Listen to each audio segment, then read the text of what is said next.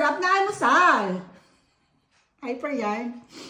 Tignan natin ang ating masarap na arroz caldo with fried garlic. Ay, panalo. Sundan natin ng kahanap tayong sibuyas. Yun, oh. Tokwat baboy with sibuyas. Grabe. Parang nasa Pinas lang. Kasi natin ang ating tokwa. Fried tokwa na very crunchy. Ewan ko naririnig ka. Grabe. Siyempre ang ating laman na galing sa ulo ng porky. So natin. Siyempre. Ito ang aming huli sa aming pangingisda.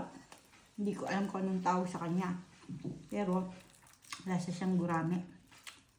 Siyempre, ito test din natin. Hindi siya masyado matinik. Sarap. That's it.